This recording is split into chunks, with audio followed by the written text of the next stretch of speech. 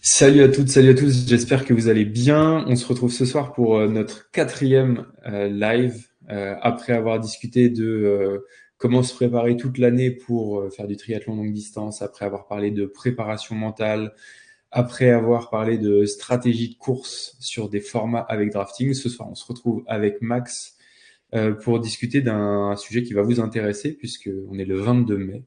Et le sujet du soir, c'est on est à J-30 de votre prochain triathlon L ou XL.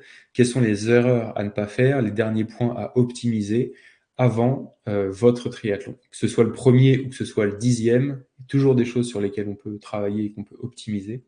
Donc on se retrouve ce soir pour déjouer les 6 grandes clés qui vont vous permettre d'éviter les erreurs pendant le dernier mois de prépa.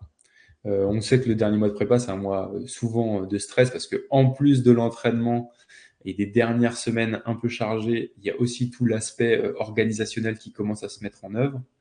L'idée, c'est qu'on pré-match le travail ensemble ce soir et que les 4 dernières semaines se passent comme sur des roulettes pour vous tous.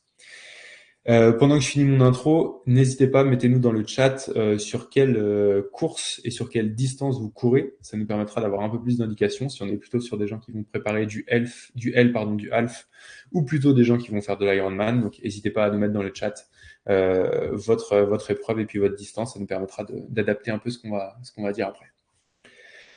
Et juste en intro, je rajoute un dernier petit truc, c'est que ce soir, on va être rejoint par Florian. Florian, c'est un de nos coachés qui va nous rejoindre pour que on ait un cas concret sur les dernières étapes de la prépa pour pour vous aider à se projeter un peu sur ce qu'il faut faire. Et on aura le cas concret donc de Florian qui va nous rejoindre tout à l'heure pour discuter de tout ça. Ouais, et du coup, qui prépare le 73 des Sables, où je pense qu'on aura quand même pas mal de personnes d'Open Tree qui seront présentes au départ. Donc voilà. Ouais. Il se murmure dans les coulisses qu'on essaierait de faire un petit rendez-vous physique avant le départ pour aller prendre un café ou pour aller prendre une bière pour les plus téméraires, mais a priori ce sera plutôt un café juste avant le 73, mais ça on vous en Du coup, reparlera. on a un bateau au large des Sables, les gens de nage pour aller prendre le café et tout, comme à Hawaï, non? On met pas ça en Dans, place. ouais, dans quelques années on fait ça. Ouais. Dans les réponses, beaucoup de L, beaucoup de 73, donc très bien. On pourra. Le cas de Florian sera intéressant parce que Florian, en l'occurrence, lui prépare donc les sables dans un mois, et donc écoute, il y aura plein de choses pour vous tous qui seront applicables sur Alf. Et enfin, le dernier petit rappel, on démarre, c'est vous n'hésitez pas, il y aura Florian sur scène, mais vous avez aussi la possibilité de poser vos questions dans le chat.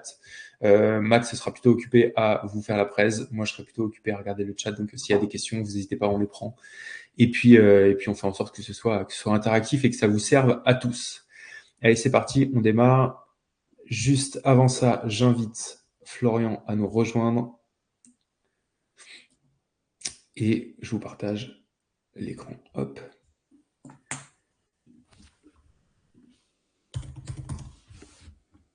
hop. Florian, t'es invité, tu vas pouvoir nous rejoindre et pendant ce temps-là, eh ben parfait, Florian est déjà là, super.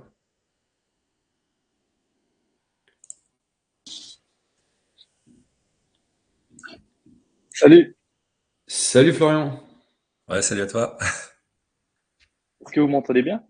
on t'entend bien, je pense que tout le monde t'entend bien, sinon vous nous le dites dans le chat. Super, merci de nous avoir rejoints Florian, comme je le disais, Avec toi plaisir. tu fais partie de nos coachés et tu prépares donc le 73 des sables dans un peu plus d'un mois. Est-ce que tu peux en 2 minutes présenter ton passé sportif, qu'on sache un peu avec quel type de sportif on va préparer ce soir? Combien de temps ça fait que tu fais du triathlon? Est-ce que c'est ton premier half ou pas? Dans quel état d'esprit tu l'abordes, histoire qu'on en sache un peu plus sur toi? Ok, du coup, moi c'est Florian, j'ai 23 ans.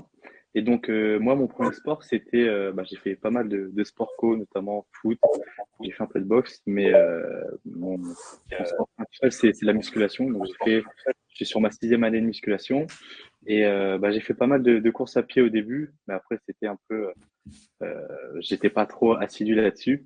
Et j'ai commencé il y a 1 an et demi le triathlon. avec, du coup, quand j'habitais chez mes parents. C'est grâce à un triathlète pro, donc Jawad, je pense que tu connais. C'est grâce à lui que je me suis lancé dans le triathlon, il m'a motivé. Et donc, ça fait 1 an et demi que j'ai commencé le triathlon. Et donc, je fais pas mal de musculation, crossfit et triathlon, quoi. Ok, Ça fait très pas bien. mal de volume dans la semaine. Super. Bon, écoute, trop bien. Ça va nous faire un cas intéressant de quelqu'un qui, je pense, comme pas mal de nos participants, vient d'un autre sport et Ouais, finalement se met ce challenge de passer au triathlon. Donc, trop bien. Écoute, ça va faire un cas intéressant. Hop, on a prévu, comme d'hab, quelques petites slides pour qu'on puisse suivre et pour que vous ayez de quoi prendre quelques notes si vous le voulez. L'idée avec toi, Florian, pendant que je partage ça, bah, c'est de pouvoir en fait, bah, encore une fois, pratiquer sur ton cas, prendre tes questions et puis voir comment est-ce que bah, on peut adapter une prépa sur les 30 derniers jours pour être sûr de la réussir. Puis c'est ça marche. principalement Max qui va vous partager ça. Max, je te laisse juste réactiver ton micro peut-être, et puis on peut y aller. C'est bon, parfait. Ça marche? Allez, du coup, on Ça démarre. marche. Euh, l'idée de ce live, du coup, c'était de vous donner les quelques clés, les choses à mettre en place avant de réaliser une compétition, donc dans les derniers jours, et aussi sur cette partie compétition, donc comment l'aborder et comment optimiser ses chances de terminer ou d'atteindre son objectif. Alors, on avait prévu 6 clés. Pour moi, la clé numéro 1, ça va être vraiment de prévoir sa logistique. On va être sur l'anticipation de ce qu'on va faire avant. Et ça, en fait, l'intérêt, c'est de se retirer de la charge mentale de toute l'organisation de sa compétition, euh, pour justement éviter, comme en entraînement, de se dire, bah, au dernier moment, la dernière semaine, je vais avoir 50 trucs à gérer. Et ben là, je me retire ce défi logistique. J'ai déjà tout organisé. Et du coup, bah, j'ai d'autres choses à penser. Et je suis un petit peu plus libre là-dessus. Alors, idéalement, la logistique, on va dire qu'elle va se faire en fonction de votre compétition. Donc, si vous avez une compétition qui est proche de chez vous, bah, c'est peut-être plus simple à mettre en place. Si c'est plus loin, bah, il va y avoir une logistique qui va être plus complexe, avec des éléments à prendre en compte, donc avec le transport, l'hébergement, la nutrition, le matériel. Euh, voilà. Et aussi, en fonction de l'endroit où vous allez faire votre compétition. Donc, bah, on peut avoir des conditions météo qui vont être particulières. On va avoir besoin de s'acclimater. On peut avoir un décalage horaire. Donc, bah, déjà, tout ça, ça va faire que ça va impacter notre logistique. Euh, voilà. Donc après, le transport, bah, essayer sur cette partie-là de se dire, bah, je vais choisir un transport qui va me permettre d'arriver le plus frais possible sur la compétition. Donc, est-ce que je vais privilégier la voiture, l'avion, quel budget ça va me coûter? Quelque part, si je vais avoir un triathlon où je vais en voiture qui est à plus de 1000 km de chez moi, bah peut-être séparer le voyage en 2 jours pour éviter d'avoir fait 1000 km et d'arriver complètement fatigué juste avant la course. Donc sur cet aspect-là transport, ouais, il y a déjà des choses à optimiser en termes de rétro-planning. Euh, sur cette partie aussi hébergement, donc bah, souvent quand on va sur une course et sur longue distance, on a pas mal de participants au départ. Et bah, ça peut être un vrai casse-tête de trouver un hébergement proche de la course ou un petit peu éloigné, mais en tout cas de trouver bah, un hébergement qui nous convient à nous en fonction de ce qu'on préfère. Donc il y a des gens qui vont préférer être juste au départ de la course pour se dire que ils se retirent un petit peu tout ce déplacement entre leur lieu d'hébergement et l'endroit de la course. D'autres qui vont préférer être peut-être à 20-30 minutes du départ pour avoir un petit peu plus de calme et être moins dans l'euphorie de la course avec toutes les autres personnes qui vont grouiller au départ. Euh, et ouais, sur certaines courses, bah, ça peut être assez compliqué de trouver un hébergement. Donc là, bah, il y avait eu sur les derniers mondiaux de 73 en Finlande des gens qui étaient hébergés à plus d'1 heure du départ de la course parce qu'il y avait plus rien de disponible sur une course avec 4000, 5000, 6000 partants. Donc essayer d'anticiper aussi un peu cette partie-là. Euh, Et puis là, en plus, pardon, c'est des trucs qui sont relativement simples à mettre en place, c'est-à-dire que ouais, on peut l'anticiper avec plusieurs mois à l'avance. Normalement, de toute façon, vous avez dû prendre votre dossard à minima quelques mois à l'avance. Donc ça, c'est des trucs sur lesquels il est facile de s'économiser du stress et de pas chercher un hôtel hors de prix 2 semaines avant parce que vous n'avez pas prévu le truc. Ça, normalement, bon, ça se fait assez facilement. Peut-être Florian, pour prendre ton exemple, toi, du Ouais, coup, tu cours au Sable d'Olonne. Si je dis pas de bêtises, tu habites à Rennes. ouais, c'est ça. Pas une grosse Oui. problématique là-dessus. Peut-être juste comment tu as prévu de t'organiser, combien de temps tu arrives avant. Est-ce que tu vas préférer être dans les sables, dans la course ou un peu à l'extérieur?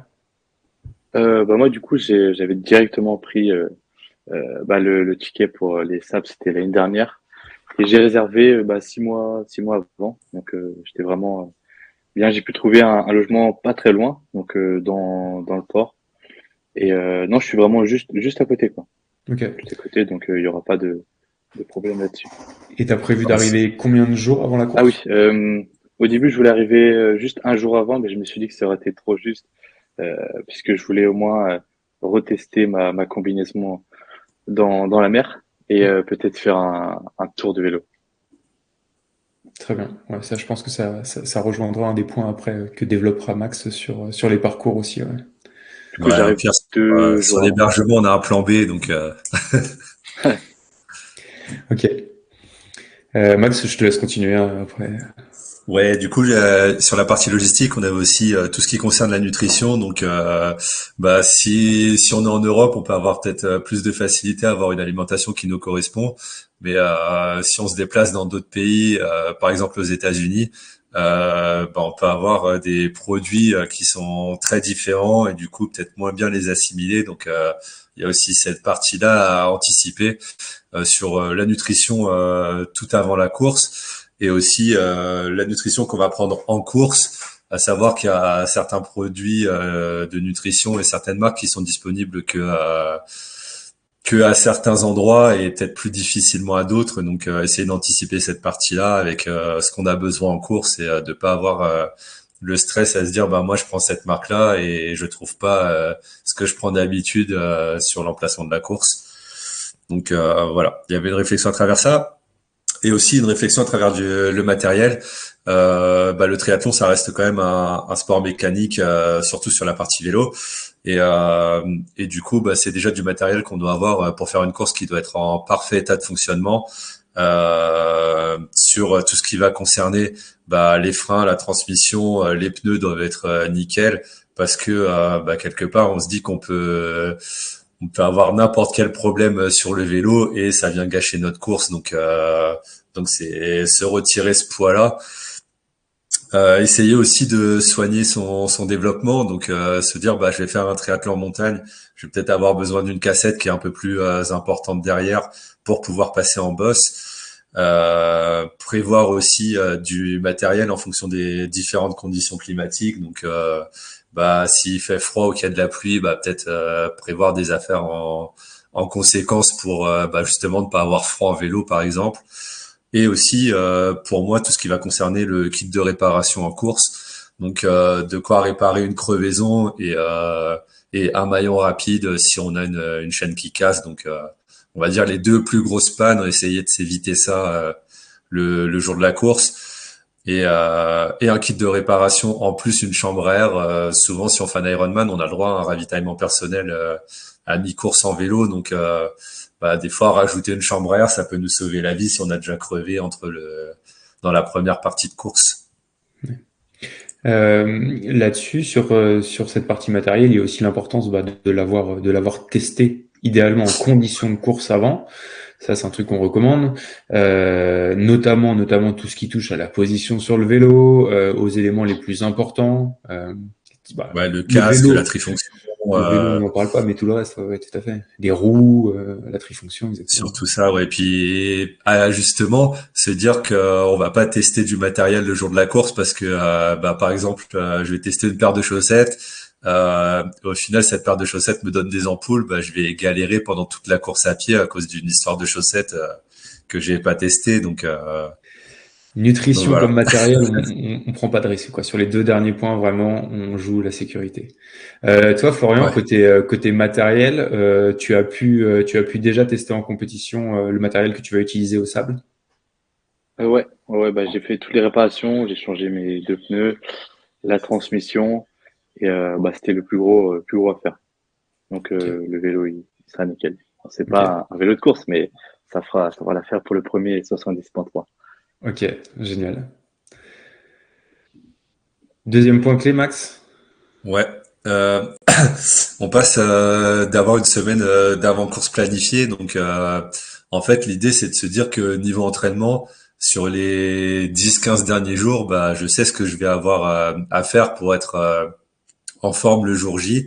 Et quelque part, c'est pas sur les 15 derniers jours qu'on va changer fondamentalement la donne de notre niveau d'endurance pour terminer cette course-là. Quelque part, si on a j'exagère, mais si on a fait zéro entraînement 15 jours avant la course, bah, c'est pas parce que je vais m'entraîner pendant 15 jours très dur que je vais réussir à terminer ma course, quoi. Quelque part, le sort est déjà joué là-dessus. Et, euh, et aussi se dire que bah, j'ai un schéma qui va me correspondre et qui va me permettre d'être en bonne forme physique le jour de la compétition. Et ce schéma, nous, on en a mis un, par exemple, qui est mon propre schéma de course à moi sur les 9-10 derniers jours et qui fait qu'en général sur une compétition pour moi ça va tourner bien si je réalise ces entraînements là et ça nous évite de nous dire bah j'arrive une semaine avant la course sur le site de course et je vais me retrouver à suivre d'autres athlètes, à suivre leurs entraînements, à essayer de comment dire de profiter de ce temps libre pour m'entraîner plus parce que je vais avoir des conditions favorables, parce que j'ai envie d'en profiter. Et en fait, quelque part, de se dire qu'on fait la course avant la course et qu'on a gâché un petit peu toute notre énergie sur l'avant-course et qu'on n'a plus rien le jour J. Donc c'était un peu ça l'idée. Puis l'idée aussi, c'est d'avoir une sorte de routine. Et je pense que l'être humain fonctionne beaucoup avec des routines et il y a des choses qui lui correspondent et des choses qui lui correspondent moins. Donc voilà. Donc faire une routine qui nous correspond et qui nous permet d'arriver bien le jour de la course. Donc en général, pour moi, ça va correspondre à une charge très importante à J-10, J-9 de la compétition, une partie de récupération et, euh, et en général une charge très conséquente à J-4, J-3 de la compétition. Et je me laisse 1 à 2 jours un petit peu plus tranquille avant la compétition pour redescendre et retrouver un petit peu d'énergie. Mais moi, en général, pour moi, le J-3, enfin, je dois vraiment finir par terre et me dire qu'en général, 3 jours après, il y a le rebond et c'est la fête. Est-ce que, peut-être Max, pour bien expliciter, Mm. c'est quoi l'intérêt de faire une séance aussi difficile? C'est quoi l'intérêt de faire des intensités courtes à J-3? Quand tu dis finir vider cette séance-là, Ouais. qu'est-ce qui justifie ça et comment t'expliques le fait que ça va nous servir à être dans meilleure forme 3-4 jours après? En fait, c'est un principe de surcompensation. Et en fait, plus on va solliciter l'organisme, plus il va être fatigué. Et après une phase de récupération, il va venir compenser et produire un niveau supérieur quelque part. Donc en fait, c'est pour ça que je réalise une séance qui est en général plutôt sur la zone 5 avec des intervalles courts mais assez intenses pour justement générer un gros stress d'entraînement sur cette partie-là et avoir un rebond sur les 2-3 jours suivants et avoir un meilleur état de forme. Et ça, c'est vrai que c'est une question qu'on a souvent de gens qui nous disent mais pourquoi une séance aussi difficile à J-3? Bon, là, on a la Ouais, réponse. Et ça veut dire deux choses. Ça veut dire que celle que vous avez trouvée à J-3, il faut pas hésiter à la faire totalement à fond et totalement comme elle vous est précisée sur le plan. Il faut pas être sur la retenue. Et l'autre chose que ça implique derrière, c'est que par contre J-2, J-1, là, on est sur de la relâche. Et là, on a une petite sollicitation à J-1, mais c'est très léger. Il faut aussi être capable sur les 2 derniers jours vraiment de prendre le temps de récupérer de cette séance difficile de J-3, quoi. et en fait, l'idée aussi, c'est de garder quand même un bon niveau de condition physique générale. Et si on se repose 10-15 jours avant la course, complètement, on va arriver dans un état où on est presque désentraîné, on n'est plus habitué à fournir un effort et à être prêt pour une compétition. Donc trop de repos nuit aussi à un bon état de performance. Donc faut arriver à trouver le juste milieu. Et ce juste milieu, il est vraiment individuel et chacun réagit de manière très différente. Donc il y en a qui vont avoir des grosses facultés de récupération et qui vont être capables de faire des séances comme ça 2 jours avant la compétition, et eux très bien récupérer et très bien 2 jours après. Il y en a d'autres pour qui ça va être 3 jours, d'autres 4, et c'est assez individuel là-dessus. Donc en général, quand on fait des cycles de pré-compétition, quand c'est la première fois, on part un petit peu sur un modèle standard comme nous on vous présente. Après, il est ajustable et on peut le décaler de quelques jours, ou des fois de réaliser la séance le matin ou le soir. Ça va permettre une plage de récupération qui est un petit peu différente. Donc voilà, essayez d'ajuster un petit peu sur ça et voir ce qui vous correspond à vous pour être dans le meilleur état physique, avec le meilleur niveau possible et le plus de récupération possible au départ de la course. Et il y avait une petite question de Fred justement sur la dernière semaine, qui fait Ouais. la remarque que sur les 7 derniers jours, ça fait quand même 6 séances de vélo, plutôt facile, Ouais. mais ça fait quand même 6 séances de vélo la dernière semaine. J'imagine que c'est en partie parce que le vélo est le sport porté qui va créer le moins de traumatisme. Ouais, en fait, c'est ça. Mais après, il y a en fait, on va avoir des gens qui ont comment dire, potentiellement plus de blessures sur la partie course à pied. Et en fait, l'aspect traumatique fait que, pour moi, je préfère le réduire et faire mes intensités en vélo et une grosse partie de mon volume en vélo aussi, et limiter la partie course à pied qui va être, pour moi, traumatisante avant course, et aussi sur la compétition à faire 21 ou 42 km où je sais que je vais avoir une grosse sollicitation musculaire, articulaire, et du coup je préfère préserver ça, et aussi potentiellement éviter des petites gênes musculaires avant la course. Donc c'est pour ça que moi je réalise mes intensités sur la partie vélo, mais après il y en a d'autres qui peuvent le faire à pied ou plus en natation, mais voilà, mais ça après c'est propre à chacun. Et ça, c'est une Là-dessus, question, peut-être juste Max, ça c'est une question qui va peut-être notamment intéresser Florian. Toi, Florian, est-ce qu'il y a une des 3 disciplines du triathlon sur laquelle tu sens que tu as du retard par rapport aux autres? Ta discipline faible, tu saurais nous... Ouais, c'est la natation. Ok. La natation, Max, est-ce que quand on a comme discipline faible la natation, alors je pense que tu n'es pas un cas isolé, Florian, que c'est assez Ouais, la généralisé plupart des chez les gens. triathlètes. Est-ce qu'il y a des petits ajustements? Est-ce que ma dernière séance à J-1, je la fais plutôt dans ma discipline faible?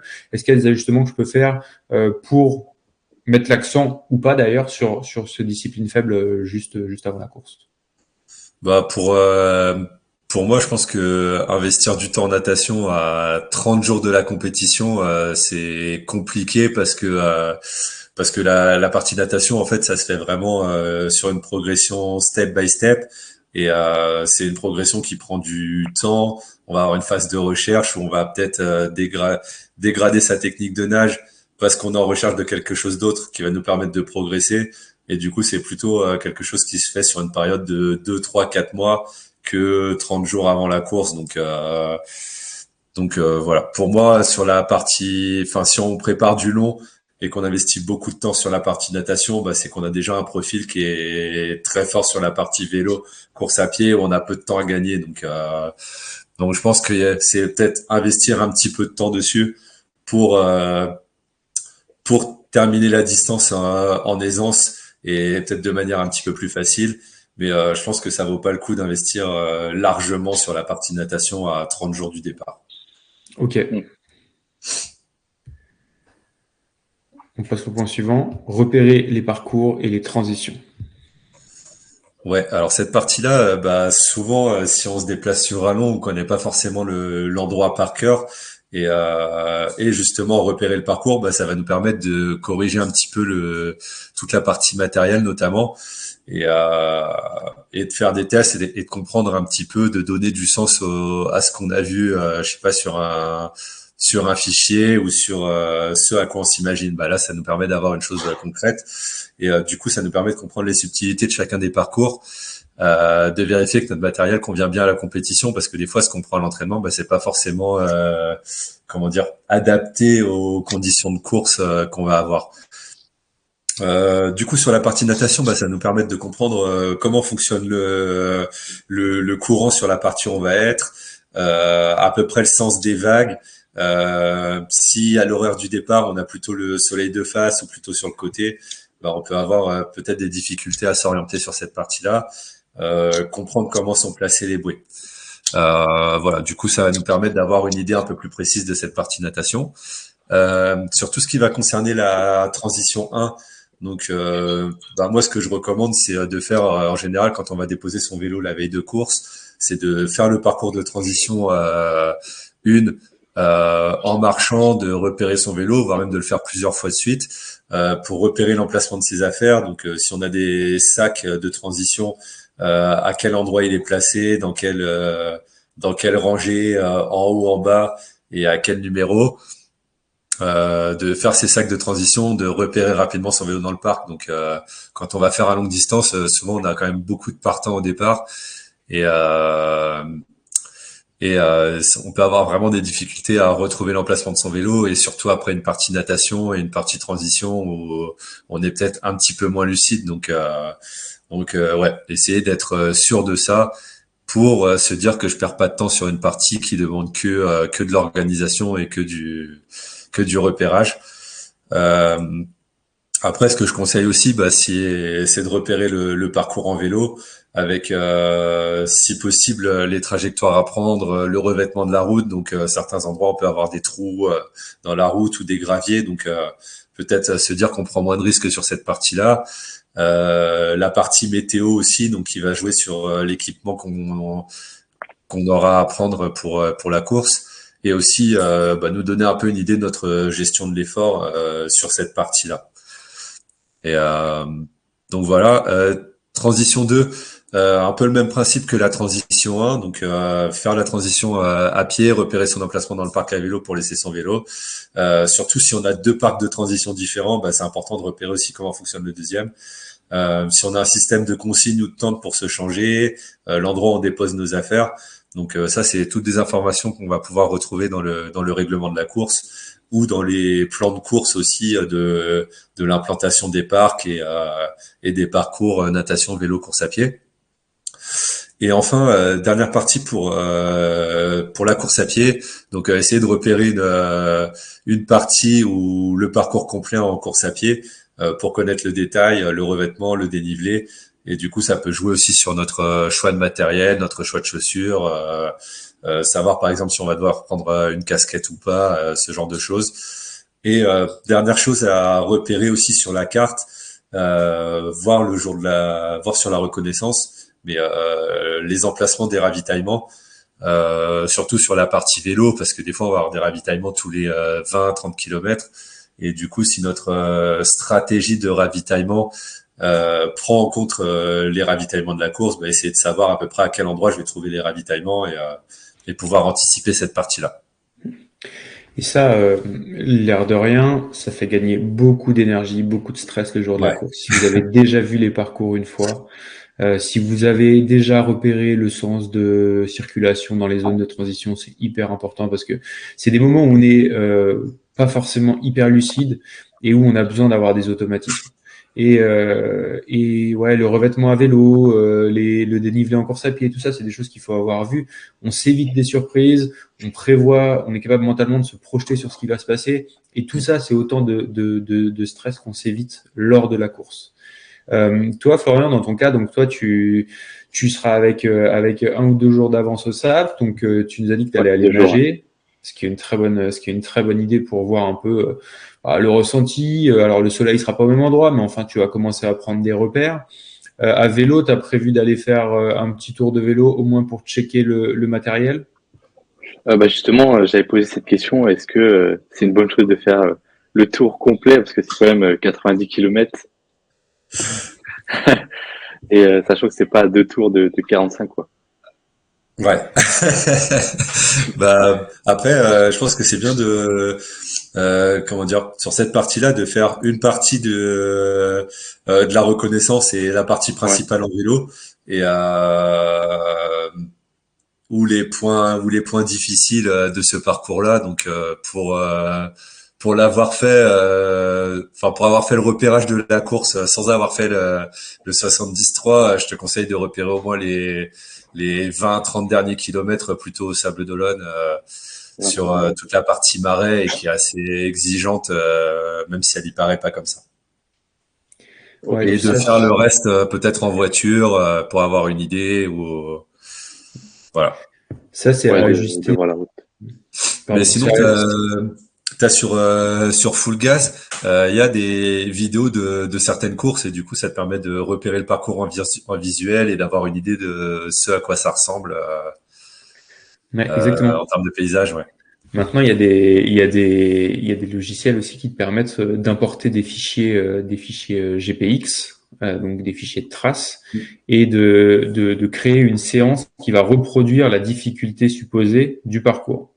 Alors, on entre dans des trucs assez pointus, mais typiquement, ton parcours des sables, tu le mets dans ton logiciel, et en fait, il va te créer une séance qui va s'adapter au dénivelé, et je crois que ça doit être à peu près tout, uniquement au dénivelé, mais qui va te permettre voilà, d'avoir une première idée de ce qui va se passer. Et il y a en plus d'autres logiciels où tu peux carrément avoir la vidéo qui défile. Si le Ouais. parcours est un peu connu, il y a des gens qui peuvent l'avoir filmé, mis en vidéo, et ça permet aussi de virtuellement de se projeter sur ce qui va se passer.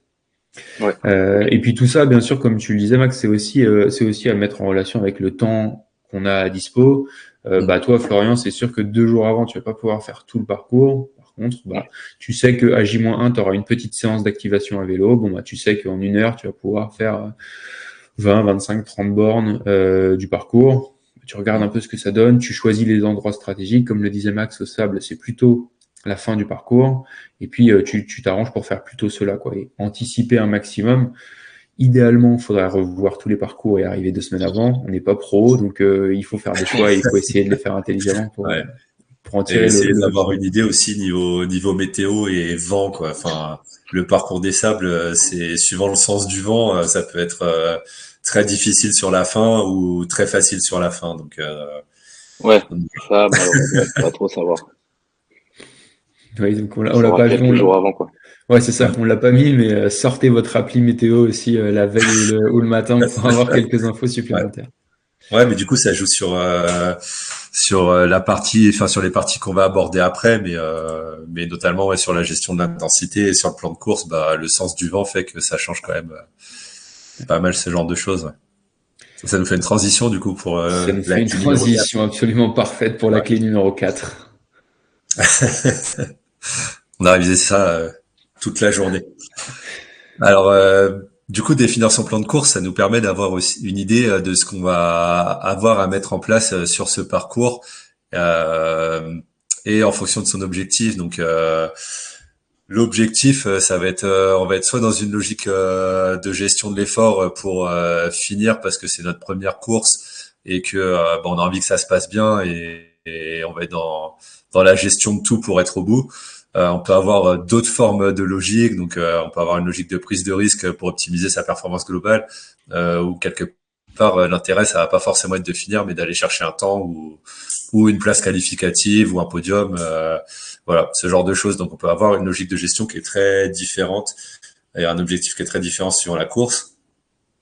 Essayer d'avoir aussi une estimation de son temps global, donc par rapport à d'autres courses qu'on a pu faire en amont, ou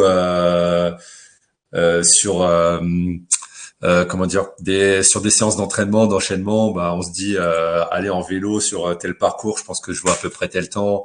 En course à pied, d'après les derniers entraînements que j'ai pu faire, bah sur cette distance, je pense que je suis capable de courir à peu près à cette allure, et ça va nous donner une estimation de notre temps global et un peu toutes les balises à tracer sur mon chemin. Alors, on va aborder un peu ce plan de course sur chacune des disciplines, mais voilà, en natation, on va être plutôt sur une gestion d'allure si on n'a pas de courant, faire l'effort si on est plutôt courant de face, ou alors relâcher si on est plutôt courant de dos et chercher plutôt à allonger sa nage. partir si on a un rolling start avec donc un départ différé par 5 enfin par un nombre d'athlètes toutes les 5, 10, 15 secondes et essayer de partir avec des gens qui sont à peu près de notre niveau en natation pour former un groupe et avoir un effet d'aspiration sur la partie natation et profiter de ça pour s'économiser sur cette partie-là. L'idée générale sur la première transition, c'est d'aller vite sans se précipiter. Donc quelque part, on va avoir un peu une to-do list de choses à faire pour ma partie transition. Et c'est prendre le temps de faire ces choses dans le bon ordre et déjà se projeter dès la sortie de l'eau sur ce que je vais devoir mettre en place pour réussir ma transition, me souvenir de l'endroit où j'ai mis mon sac de transition, mon vélo et des fois se dire perdre 5 ou 10 secondes pour aller un peu plus doucement, mais être sûr de mes emplacements, des actions que je vais réaliser, plutôt que d'être dans la précipitation et de se dire qu'on peut perdre 2, 3, 4 minutes parce qu'on se souvient plus des choses et de l'endroit où on a posé notre sac parce qu'on le retrouve pas. Sur cette partie vélo, le plan de course, ça va être de gérer son propre effort et d'avoir une sorte de projection en fonction de la fréquence cardiaque qu'on devra mettre en course. Donc notre zone qui correspond, on va dire, sur un effort de 73, plutôt milieu haute zone 2, sur un effort Ironman, plutôt bas de zone 2 à milieu de zone 2, suivant votre profil physiologique. De gérer aussi avec la puissance, donc d'avoir une corrélation entre les deux et la puissance qu'on va être en capacité de mettre sur ce parcours et tout en faisant une estimation et en gérant sa partie vélo qu'on va aborder un petit peu plus tard dans un autre thème et aussi de réguler en fonction de ses sensations, donc prendre 3 critères avec un critère de fréquence cardiaque, un critère de puissance et un critère plutôt de ressenti et essayer d'ajuster en fonction de ces 3 critères-là. La deuxième transition, ça va être la même logique que la première, c'est faire les choses simplement et dans l'ordre. Et pour la partie course à pied, on va être plutôt sur une gestion la plus lisse possible de son effort sur l'ensemble du parcours, si on a un parcours plat, ou alors plutôt avec des variations d'intensité, mais pas, comment dire, pas avec une amplitude très importante parce que chaque surintensité va avoir un coût énergétique qui va être très important sur du longue distance et du coup faut essayer de se dire je suis en montée, je vais devoir mettre un petit peu plus d'énergie, je suis en descente, je vais plutôt chercher à allonger, à récupérer un peu, à redescendre un petit peu au niveau de la fréquence cardiaque et avoir un effort qui est plus ou moins 5-10 BPM de sa cible de fréquence cardiaque. Florian, tu avais une question là-dessus? Ouais, c'est notamment en vélo. Ce matin, j'ai fait une séance à vélo, mais j'ai du mal à monter en BPM et je sais pas trop sur quel BPM je devrais être vraiment sur mon allure pour 73. Alors toi, pour le contexte, Florian, tu travailles plutôt à la fréquence cardiaque à vélo. Je sais que vous êtes assez nombreux dans les coachés à avoir en plus le capteur de puissance. Du coup, Max, toi, tu disais plutôt sur un effort type 73, c'est plutôt milieu haut de Z2 qu'il faudrait viser. Ouais, on est plutôt sur ça et en fait se dire que j'ai la fréquence cardiaque la plus stable possible et dès qu'on va avoir une dérive qui s'installe sur la fréquence cardiaque, donc une légère augmentation de la fréquence cardiaque pour le même effort, c'est déjà qu'on commence à rentrer dans un système anaérobie qui vient apporter un petit peu plus d'énergie et qu'on est déjà sur une intensité qui est un petit peu trop haute et que quelque part on va aller dans le mur et surtout si c'est sur la partie vélo, donc vaut mieux remettre le petit cran en dessous en termes de puissance pour se dire que je reste dans ma cible de fréquence cardiaque et que je vais pas avoir généré trop de fatigue sur cette partie-là. Donc ouais, nous, suivant ce qu'on se sert, en fait, on va avoir des zones d'entraînement qui vont être prédéfinies. Donc pour pour toi, la zone 2, on va dire que ça correspond plus sur la partie vélo à 136, 154 BPM, et pour la partie Ok. course à pied à 141, 160. Et Ah moi, oui. d'après les séances que j'avais vues que t'as réalisé et par rapport à la compétition que tu avais réalisée début mai, sur un M, la partie vélo, je crois qu'elle était autour des 130, 135 BPM sur un M. Et ta partie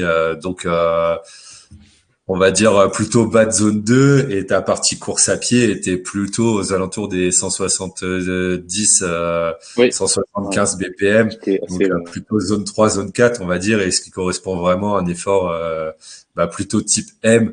Donc Ouais. donc je pense que tu as une stratégie un peu conservatrice en vélo et full gaz sur la partie course à pied. Après, c'était plutôt la météo. Il y avait beaucoup de vent, de pluie, du coup, Ouais. c'était compliqué d'envoyer son vélo, quoi.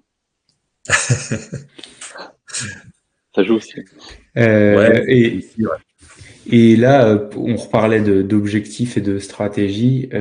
Toi, Florian, tu vas plutôt dans quelle optique pour le Half des Sables? Sub 5h30. Je me suis Ok. dit même 5h15, j'en avais parlé avec Simon, Mm. c'était possible. À se rapprocher des 5 heures, quoi. Ouais. T'as Donc déjà une vraiment, idée de ce que ça représente en découpage par discipline? Tu t'es déjà projeté sur ce genre de choses? ouais, à peu près 40 pour la nage, entre 2,45 et 2,50 pour le vélo, et 1,35 pour la course à pied, si tout se passe Ok. bien. Super. Bon, écoute, t'as déjà ton plan, tu te projettes déjà là-dessus, donc c'est important, hein. C'est important. En fait, t'as raison, Max, quand tu introduisais par ça, c'est que il faut avoir une idée de ce pourquoi on y va. Est-ce qu'on y va pour finir? Est-ce qu'on y va pour un objectif de chrono personnel, de performance sur le classement général? C'est ce truc qu'il faut avoir en tête. Et puis le chrono, l'estimation de chrono, elle est là pour nous motiver, elle est là pour nous donner un cadre. Faut bien sûr pas en être prisonnier le jour de la course, et la course elle n'est pas terminée si vous passez avec 1, 2, 5, 10 minutes de retard sur votre objectif. Elle est là pour vous guider, pour vous tirer vers le haut, mais elle ne doit pas être là pour vous tirer vers le bas et vous faire perdre ni espoir ni envie parce que bah, il y a des faits de course aussi qui font que bah, il y a du vent de face, tout le monde perd 10 minutes sur son chrono et c'est normal. Faut vraiment voir ça comme un cadre et un truc qui va vous driver pour vous donner de la motive, mais qui va pas duquel vous devez pas rester prisonnier, quoi. Ouais, puis déjà c'est un objectif qui est réaliste par rapport à ce que tu avais réalisé sur le triathlon. Enfin moi j'avais vu un 38-30 pour quasiment 1900 mètres, donc on va dire que ça va être à peu près là-dessus. Sur la partie vélo, je pense que c'est aussi assez cohérent, et la partie course à pied, tu disais ouais 1h35, 1h40. Et toi, tu avais réalisé 42, Ouais, 43 minutes, je crois, sur le 10 km. ouais, Donc ouais, on va dire que si tout se passe bien, si tu gères bien ta course, c'est à peu près ce genre d'estimation auquel ouais, ça peut tu le faire. peux arriver. Donc c'est réaliste et en même temps ça te challenge un peu à le faire sur une aussi longue distance. C'est ça. Et en plus, j'ai un autre, c'était la dernière compétition ce week-end, un autre M. Je sais que Ok. c'était pas trop conseillé d'avoir trop de compétitions avant, mais je m'étais inscrit avant. Mais d'ailleurs, Max, c'est intéressant peut-être avant de passer au point suivant. Est-ce qu'on peut faire trop de compétitions avant son objectif? Est-ce qu'en faire deux comme va le faire Florian, c'est une bonne chose? Est-ce qu'il faudra en faire plus? Est-ce qu'il faudra en faire moins? Comment tu vois les Après, je choses, trouve toi? il y a le temps quelque part. Les sables, c'est fin juin. Ouais, Je pense que quand tu débutes, c'est intéressant de mettre des dossards, de comprendre comment ça fonctionne, de te faire ton expérience, de faire des erreurs aussi pour te dire que t'as déjà fait tout ton quota de grosses fautes sur les premières courses et plein de trucs auxquels t'as pas pensé, et que t'as un petit peu plus d'expérience quand t'arrives au départ d'une course un petit peu plus longue. Donc moi je pense que c'est bien de mettre quelques dossards avant, et mm, notamment sur l'espace euh, S-4, S-3 avant son objectif, de se mettre, si on fait un 73, de se mettre au moins M pour voir où on en est dans notre préparation.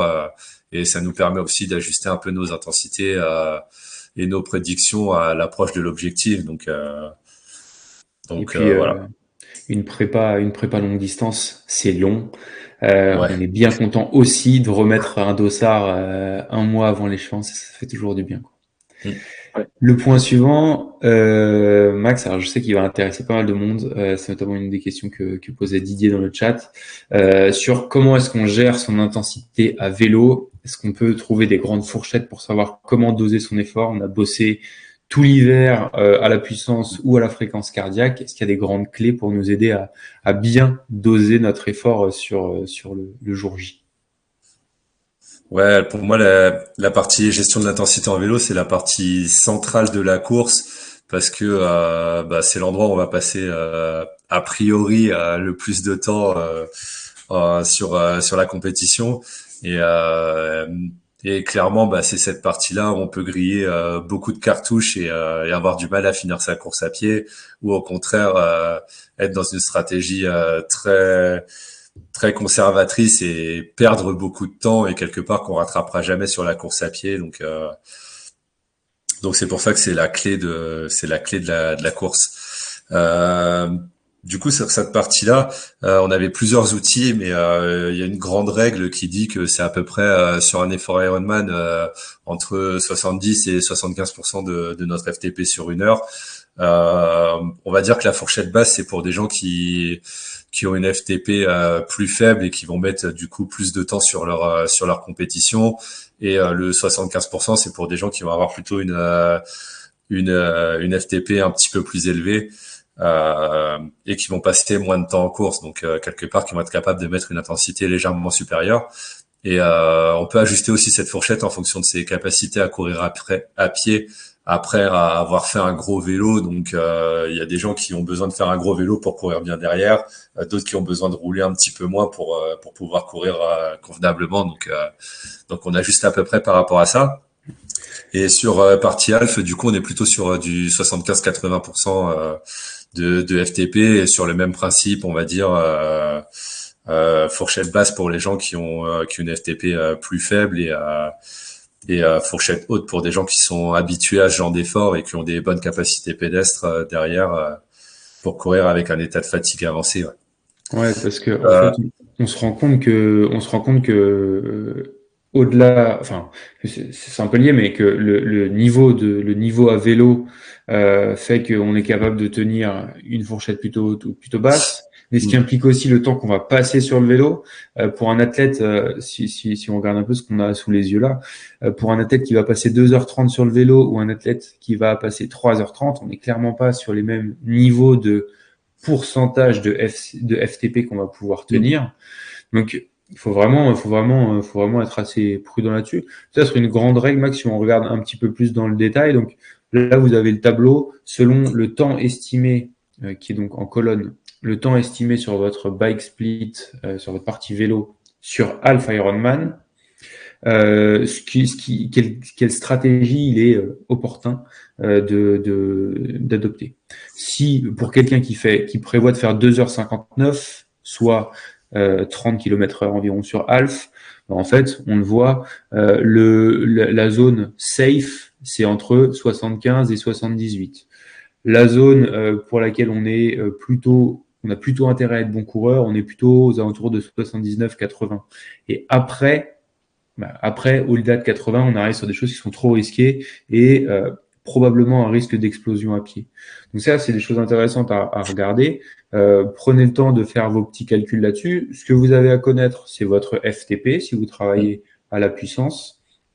Et ça permet très vite d'avoir une première fourchette. Est-ce qu'on va être plutôt très conservateur ou plutôt joueur? Mais en tout cas, il y a derrière une limite à pas franchir au risque de vite exploser à pied. Donc ce tableau, effectivement, on l'a sorti ici pour la partie 73 et il existe aussi sur la partie Ironman où on a le même genre de choses où on arrive à avoir une projection sur les zones à ne pas dépasser. Voilà. Après, ça c'est aussi relatif par rapport au niveau caractéristique physiologique de chacun. Donc ça c'est aussi quelque chose qu'on peut ajuster en fonction, nous des séances d'enchaînement qu'on a fait, un petit peu des séances de bachotage et d'entraînement sur des intensités types. Et on se dit là en fait quand je roule à peu près sur cette moyenne là de puissance, je sais que je suis en capacité de courir derrière. Si je roule le cran du dessus, je sais que je vais fortement altérer ma capacité à courir. Ou si je roule trop en dessous, je vais perdre du temps en vélo, mais par contre, je vais avoir une capacité à faire une très bonne course à pied derrière. Donc, on va aussi avoir un indice de la puissance moyenne qu'on va devoir fournir sur le parcours. Et cette puissance-là, elle va être ajustée en fonction du dénivelé, en fonction du vent. Mais voilà, toujours dans l'idée de se dire que la cible et la moyenne finale, ça doit être le chiffre que j'ai prévu et la moyenne que je suis en capacité de faire. Okay. Et peut-être, Maxime, pour revenir là-dessus, donc aux gens qui ne travaillent pas à la puissance, mais qui travaillent plutôt à la fréquence cardiaque, comme Florian, si on rebascule rapidement sur le profil de Florian, donc tu nous l'as dit, sur du half, on va plutôt viser le milieu, le haut de la zone 2 en termes de cardio. Quelle recommandation t'aurais pour quelqu'un qui va faire de l'Ironman et qui travaille à la fréquence cardiaque? D'acheter un capteur de puissance. Non, d'être plutôt sur la partie vraiment zone de basse, on va dire. Si c'était pour Florian, d'être plutôt entre 130 entre 130 et 140 BPM, on va dire, s'il fait une partie Ironman, et c'est sur la partie Half, on va dire plutôt un bon 140, 150 quoi, quelque chose comme ça. On va dire le cap à pas dépasser, ça va être les 150, 155 BPM. Au-dessus, je pense qu'il va fortement dégrader sa capacité à courir derrière. Ouais, et ça, du coup. Je disais, sauf en montée. Ouais. Sauf en montée, ouais. Du coup, en montée, la partie FC va monter un petit peu plus haute, mais après, on reste dans une gestion de son effort. Et du coup, ta fréquence cardiaque, tu te dis que si elle commence à atteindre les 160, 165 en montée, du coup, sur ta zone 4, c'est un effort que tu vas être en capacité de maintenir au maximum entre 20 minutes et 1 heure.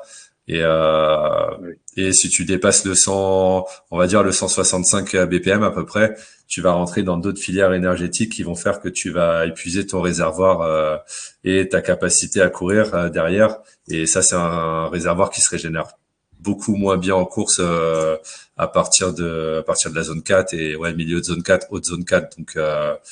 Donc on va dire que le grand max sur une bosse, ça va être 165 BPM. 65, 170, ouais. Mais voilà, tout en se disant que derrière, tu vas avoir plutôt une phase en descente et que tu vas chercher à redescendre plutôt sur ta cible. Ok.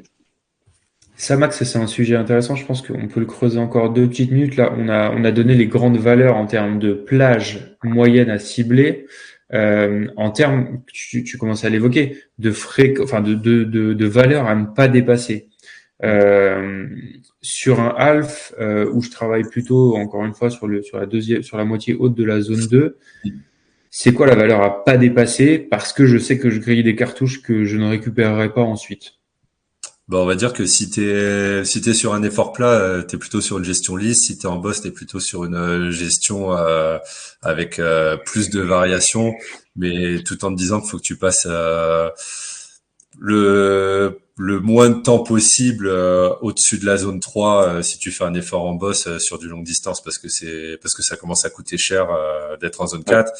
Après tu peux avoir une autre logique de gestion si t'es sur un parcours comme les Sables d'Olonne avec plein de petites bosses, quelque part tu vas avoir des gros à-coups pour te dire en fait je préfère rouler à fond dans cette bosse là pour passer le moins de temps possible et ça me coûtera moins cher que de rouler plutôt sur quelque chose de lisse ou légèrement supérieur et de passer plus de temps dans cette bosse là. Donc après c'est à la gestion de chacun. Très clair. Florian, c'est clair pour toi, du coup, tu as tes repères pour savoir ce que tu vas pouvoir tenir le jour de la course. Ouais, clairement. Ok. Sachant Super. qu'après, voilà, quand s'il reste 5 kilomètres que t'es facile sur ta zone cardiaque, t'as le droit de monter un peu plus sur la fin aussi, quoi. T'as Ouais. vraiment une partie gestion, début, milieu de course, et t'as aussi une partie fin de course où si t'es bien, tu peux aller chercher sur plus haut. Ok. Mais je pense Mais qu'avoir une pas. Ouais, je pense qu'avoir une stratégie conservatrice et se dire bah je sais que en courant sur ce rythme-là, je vais terminer ma course, bah ça te laisse aussi l'option de te dire que sur la fin tu peux mettre plus parce que tu as géré avant. Ça marche. Et même avant la course à pied, le fait avec la Non, je pense transition. qu'avant la course à pied, faut être bien. Ouais, ok. Ralentir combien de temps, par exemple, rester, Bah, redescendre en zone pas 1. forcément ralentir, mais se dire que ta fréquence cardiaque, elle arrive à un état stable et que t'es pas hyper haut quand tu commences la course à pied parce qu'en course à pied, la fréquence cardiaque va avoir tendance à monter Plus vite. déjà plus haut et déjà sur les zones, elles sont définies différemment et c'est plus difficile de faire redescendre la fréquence cardiaque en course à pied qu'en vélo. Donc voilà. Et ça, de Ça marche. manière très pratique, pour tous, normalement, désormais, on a des compteurs vélo qui nous permettent d'avoir des limites basses, mais surtout des limites hautes en termes de puissance ou de cardio. Ça, vous pouvez le régler comme vous voulez pour déclencher une petite alarme quand vous passez sur un seuil trop élevé Ouais. de valeur de fréquence cardiaque ou de puissance. Mais aussi plus simplement, ça peut être juste vous le notez sur le bras, vous le notez sur un sparadrap que vous mettez sur votre compteur. L'idée c'est plutôt, en fait, faut pas sous-estimer le fait que on va perdre un peu en lucidité au fur et à mesure de la course. Notre cerveau va commencer à nous jeter des tours, à nous dire ouais t'es en zone 3 mais t'inquiète ça va passer, t'es dans un grand jour. Mm. Et 10 kilomètres plus tard on se retrouve au bord de la route. Et ça c'est des trucs qui, enfin voilà, au-delà de faire preuve d'un peu de rigueur, c'est assez facile juste de se le mettre quelque part, de le garder sous les yeux et de se dire, OK, je sais que le plan, c'est ça, je me tiens au plan, et tant que je vois pas les 2, 3, 4, 5 derniers kilomètres de la course à pied, je prends pas de risque et je reste dans le plan de ce que je me suis fixé, quoi. Ouais. Juste aussi, l'idée principale de cette partie, c'est vraiment d'avoir aussi une gestion de la corrélation des données cardiaques et de la puissance et d'essayer de donner une priorité sur le cardio parce que ça va être notre état physio à l'instant T et du coup, on régule un peu le paramètre de puissance qu'on est en train de mettre sur le vélo pour rester dans les clous au niveau cardiaque. Donc, Ok. voilà, d'ajuster Est-ce par rapport à que, ça. Et on a aussi un logiciel qui va du coup simuler le parcours et les intensités à produire sur le parcours pour produire la meilleure performance possible. Ça s'appelle Best Bike Split. Vous avez un site, normalement il y a un essai pour faire une simulation de course. Et du coup sur ce site, vous rentrez vos paramètres physiologiques, votre parcours. Et ce site va prendre aussi en compte la partie météo et va vous produire un fichier avec les puissances à réaliser sur chaque segment de votre course pour avoir le meilleur temps possible sur cette partie-là. Si vous réalisez un Ironman, par exemple, vous mettez que vous voulez réaliser à 75%. Votre partie vélo, et ben ce site-là va vous calculer que à tel endroit vous devez être à telle puissance, à tel endroit vous devez être à telle puissance, et ça vous permet de mieux gérer votre partie vélo. Et ça, vous pouvez aussi l'importer sur votre compteur, et du coup, il va vous dire en temps réel ce qu'il faut faire pour être le mieux possible sur ce parcours-là. Donc ça c'était sur le parcours d'Aix-en-Provence. C'était une simulation que j'ai trouvée et en gros sur la partie haute, on va avoir une estimation du parcours. Voilà, vous avez aussi la puissance qui s'affiche à tel endroit que vous devez mettre, à peu près la vitesse que vous allez atteindre. Donc voilà, c'est aussi un peu un game changer sur cette partie-là. Je vous ai mis le lien dans le chat si vous voulez aller voir sur Voilà bestbikesplit.com. à quoi ça et j'ai ressemble. une Ouais. question sur la ceinture cardiaque. Est-ce qu'il faut la mettre directement, est-ce qu'il faut la mettre pendant la course? Parce que je l'ai jamais mis pendant Pendant une course, je gardais juste ma montre. Ouais, C'était un bah peu moins précieux. la partie cardiaque, ouais, c'est bien de la mettre dès la partie natation si elle gêne pas. Après, il y a plusieurs formes de capteurs cardiaques. Il y en a qui fonctionnent aussi dans l'eau. Et ouais, c'est intéressant à mettre pour avoir des données dès cette partie-là et qui sont plutôt fiables et plus fiables que la partie avec la montre. Ouais, ça marche. Et enfin, la dernière clé, mais qui est clairement celle à ne pas sous-estimer et qui fait probablement la plus grande différence entre le courte distance et le longue distance, c'est Mm. celle de l'hydratation et de la nutrition lors de la course. Ouais, on va dire que c'est aussi la plus grosse partie. C'est ce qui fait que vous allez aller au bout ou pas, quoi. C'est comment j'ai géré ma partie hydratation, nutrition. Euh, du coup, on va se poser un peu la question de savoir bah, ce qu'il faut prendre en termes de glucides, sous quelle forme et à quel moment. Donc, d'avoir un plan précis. Et ça va nous permettre de déterminer bah, ce qui nous correspond, quelle marque nous correspond aussi et quelle quantité je vais avoir besoin à répartir sur la course et à quel endroit je vais prendre telle chose ou telle chose pour aller au bout. Du coup, quelques conseils plutôt simples et quelques idées générales, c'est que l'assimilation elle est plus simple sur la partie vélo parce que la fréquence cardiaque va être plus faible et du coup l'assimilation va mieux se faire parce qu'on va avoir un effort qui est moins intense sur la partie physique et on va avoir plus de sang qui va être disponible pour la digestion, moins de vibrations aussi et du coup on assimile plus sur la partie vélo donc essayez de pas négliger cette partie-là. Euh, on va avoir aussi une meilleure assimilation des glucides qui va se faire sous la forme liquide. Donc c'est pour ça qu'il y a des boissons isotoniques avec qui contiennent pas mal de glucides. Donc on va jusqu'à 80 pour les 80 grammes pour les boissons les plus dosées, il me semble. Pour l'instant, je l'ai pas vu encore au-dessus, mais ça existe peut-être. Et c'est aussi pour ça qu'on a des gels qui sont de plus en plus sous forme liquide pour favoriser l'assimilation des glucides par l'organisme. Et si jamais vous avez besoin de manger quelque chose de plus solide, bah, de se dire que on essaye de prendre cette partie solide au moins 1 heure et demie avant la fin du vélo, parce que ça peut avoir un impact sur la partie course à pied et sur la partie digestive en course à pied qui est plus complexe.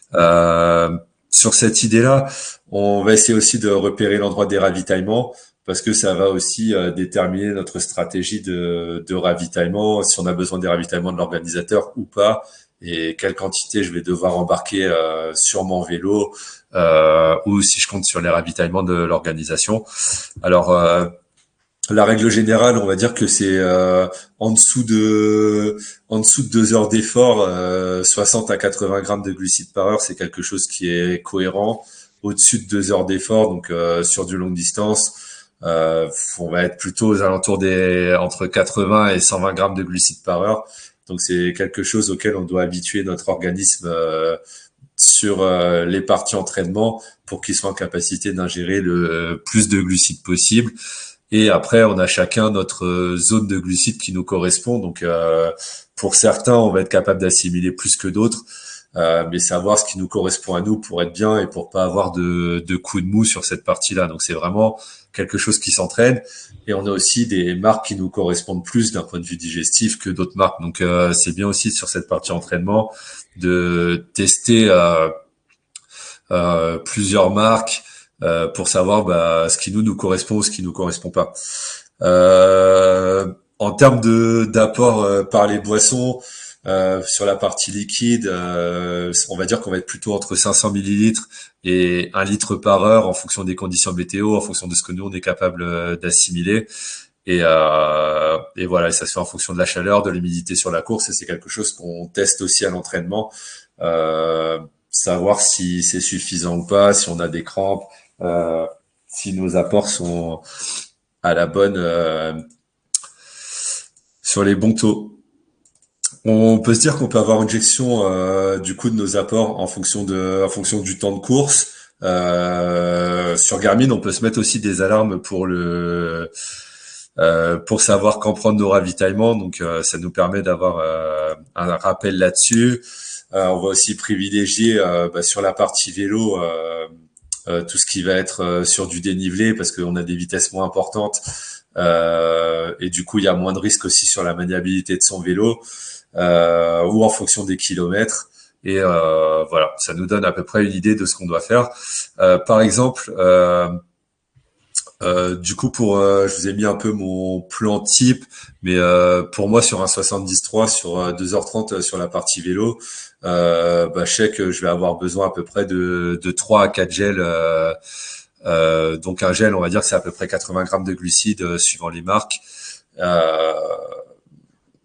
Donc voilà, donc j'arrive à peu près à 120 grammes de glucides avec mes 3 gels sur la partie vélo, 3 à 4 gels.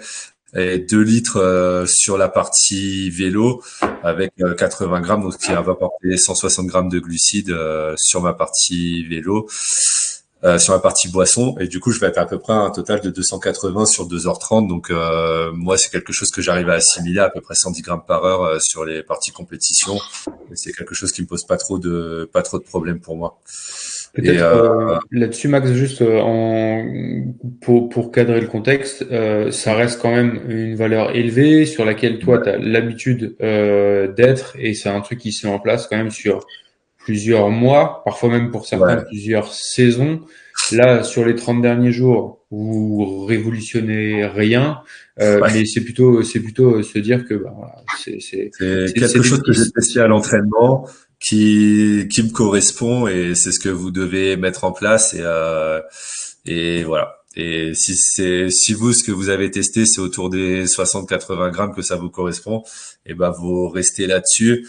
Et ma phase de test, elle se situe plutôt sur une période d'entraînement et sur des séances où il y a moins de risques et moins de conséquences.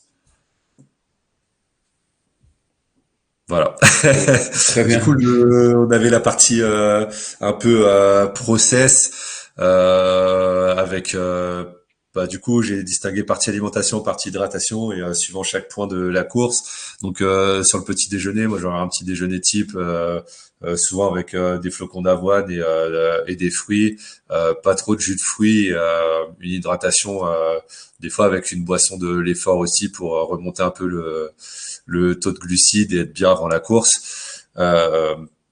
Avant course en général, moi j'aime bien prendre un gel 15-20 minutes avant le départ parce que sur la partie natation, on va pas pouvoir avoir d'apport en glucides et ça nous permet moi ça me permet de combler un petit peu le déficit sur cette partie-là. Et souvent avant la course aussi, plutôt boisson isotonique ou de l'eau pour avoir aussi un apport de glucides qui est constant dans le temps. Partie natation, du coup, pas d'alimentation, essayer de boire le moins possible l'eau, surtout au sable d'Olonne. Parce qu'il y a un peu de sel dedans, quoique si tu veux faire le plein de sel juste avant, pourquoi pas. Partie vélo, du coup, pour moi, c'est vraiment une alimentation qui est constituée que de gel. Et du coup un gel dès le début du vélo parce que il y a toute la partie natation où j'ai pas eu d'apport et puis après on est à peu près sur une prise toutes les 40 à 50 minutes en termes de gel et la partie hydratation je me dis qu'il faut que j'arrive à peu près à boire entre 500 millilitres et 1 litre par heure donc j'ai quasiment plus rien sur mon vélo à la fin de la partie vélo et du coup je vais avoir une prise de gel aussi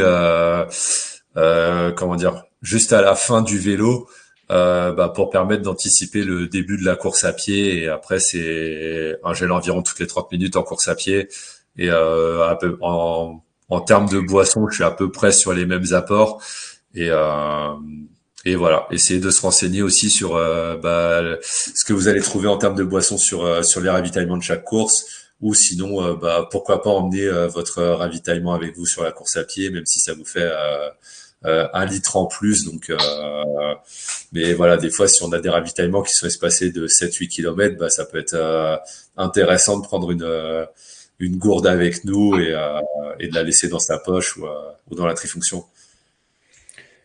Enfin une gourde, une flasque plutôt parce que la gourde c'est peut-être pas forcément très pratique quoi.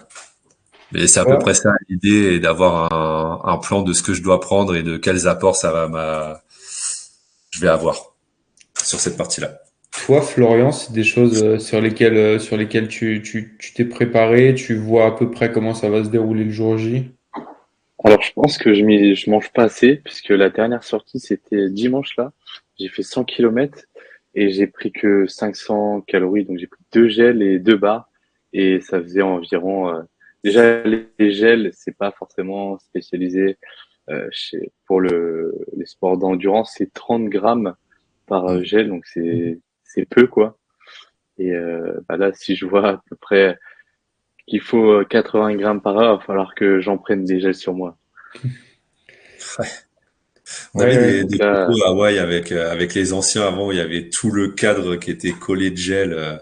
Tu avais une série de 15 gels sur le vélo. Là, ah ouais. il te reste quand même 4 semaines. Tu peux, enfin, et tu vas devoir tester d'en prendre un peu plus à l'entraînement. L'idée, c'est d'être assez progressif et de voir ce qui passe, de rien chercher non plus à bousculer totalement et à pas se mettre d'un coup à doubler le nombre de gels que tu prends, mais essayer, ouais, de monter quand même un peu sur tes prochaines séances, sur ta prochaine compète. Tu nous as dit qu'il t'en restait une avant. Donc ça, faut pas Ouais. hésiter à aller à tirer plutôt par là. Peut-être que tu seras pas à 80 sur celle-ci, mais voilà, sur ton prochain triathlon L déjà, tu en seras probablement plus proche. Puis si tu peux gagner 10, 15 grammes déjà pour monter d'ici les sables, ce sera déjà bien ça de prix, hein.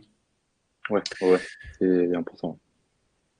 Très bien. Bon, on a fait le tour. On a trouvé nos 6 clés. Donc, la première clé, prévoir sa logistique. Le deuxième, planifier sa semaine de pré-compétition.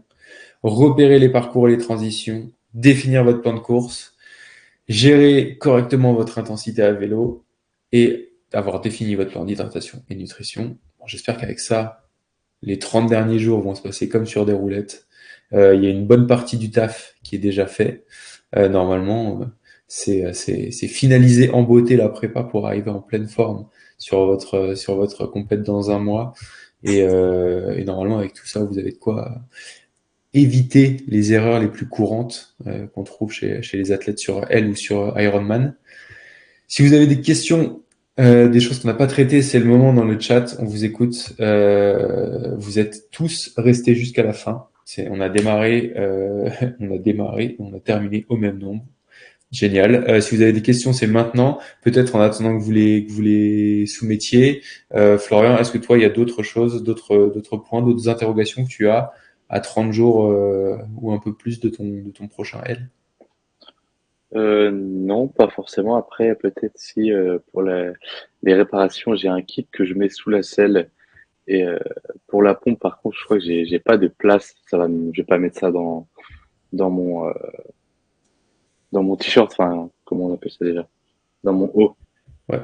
Ouais, après tu peux mettre t'as un percuteur avec une cartouche de CO2 et du coup ça prend un petit peu moins de place et bah ça te permet de gonfler ton pneu à une pression plus élevée et par contre c'est que enfin t'as qu'un seul coup sur ta cartouche et du coup faut pas que tu la foires parce que sinon ta réparation va être compliquée, ouais. Mais t'as des petits ouais, t'as un petit percuteur, ça prend pas de place avec une cartouche de CO2. Tu le mets dessus, tu vises ta cartouche et après tu l'ouvres doucement après avoir changé ta chambre à air et ça va te permettre de regonfler ton pneu à fond et voilà, Ok, c'est quelque ça chose marche. d'assez courant, ouais. Ok. Mais ouais, du coup, c'est vraiment du vécu et puis des fois, on peut avoir des gens qui prévoient pour réparer deux crevaisons et qui vont quand même crever 3 fois sur la course. Bah après, il y a des trucs Ah comme ouais, ça. 3 fois. Faut, faut avoir le karma là. Ouais. Surtout quand t'es pro, c'était arrivé à Ouais. Denis Choubreau, je crois qu'il avait crevé 3 fois en 40 bornes sur un Oh. Ironman alors qu'il était en tête et voilà, c'est la poisse. Ah bah oui. Là. Après ouais, les mini pompes, j'en ai une que je peux fixer sur mon vélo, mais il y a déjà deux porte-bidons. Porte-bidons. Ouais. C'est plus compliqué quoi. Plus de place là. Bah, du coup, ouais, sur le cadre, sinon Ouais, sinon ouais, sur le cadre.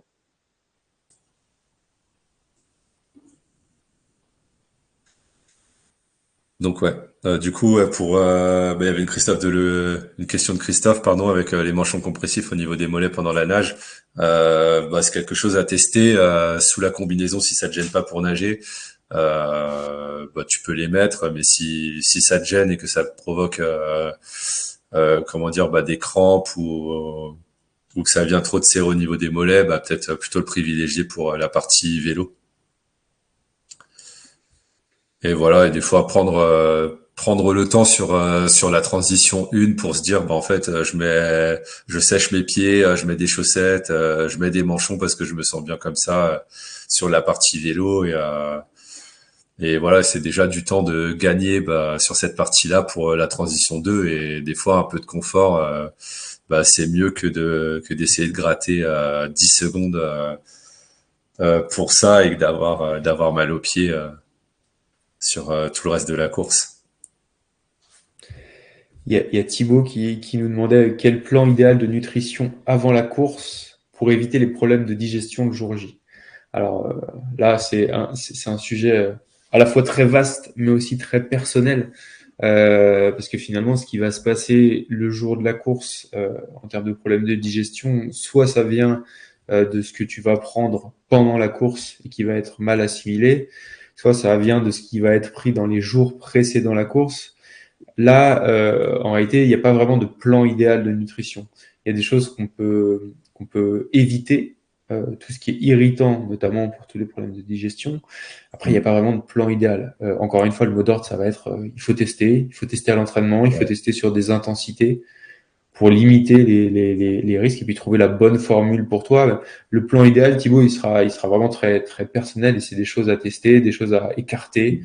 Mais ça Et après, vient. il y a aussi tout ce qui va être stratégie nutritionnelle avant la course, avec des choses un peu particulières, avec une forte réduction des glucides sur les jours précédant la course pour habituer notre organisme à fonctionner plutôt sur un mode de lipides et et avoir un apport très conséquent de glucides sur les 1, 2, 3 jours précédant la course pour reconstituer les stocks de manière très importante et avoir un petit avantage sur cette partie-là sur la course. Mais après, c'est quelque chose qui est à tester avant parce que ça peut potentiellement gonfler votre performance et votre niveau, comme vous emmener dans le mur si vous n'avez pas assimilé tous les glucides ou que ça vous correspond pas. Donc voilà. Ou des régimes particuliers avant course, donc c'est quelque chose aussi à tester avant ou tester sur des compétitions qui n'ont pas forcément d'importance pour vous ou de préparation, mais voilà, pas sur votre objectif de l'année, en tout cas pas tester ce genre de choses. Est-ce qu'il y avait d'autres questions dans le chat? Je ne suis pas sûr. Écoutez, merci beaucoup. Merci Florian de t'être rendu dispo. Merci de m'avoir invité. Non, c'était chouette. Je pense que c'était bien de se projeter sur un cas. Toi, j'espère que ça t'a rapporté des conseils encore plus personnalisés pour terminer ça.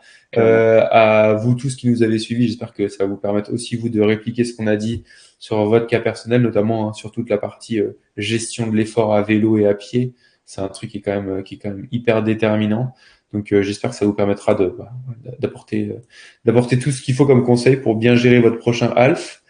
Merci Florian, merci Max. Et puis si vous avez encore 30 secondes à nous accorder, n'hésitez pas à aller, comme je le disais au début, sur la chaîne YouTube, nous mettre un petit abonnement ou un petit like sur une des dernières vidéos que vous avez vues, ça nous aide toujours. On se retrouve pour un live qui aura lieu fin juin.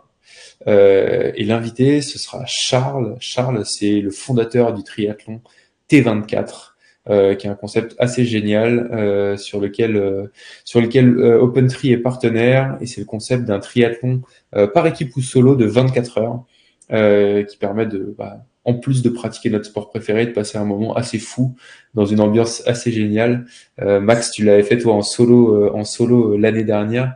Et je Ouais. crois t'avoir entendu dire que c'était une des expériences en triathlon les plus folles de ta vie. Donc, on va accueillir Charles dans un mois pour pouvoir discuter du T24 et de ce qu'il a créé.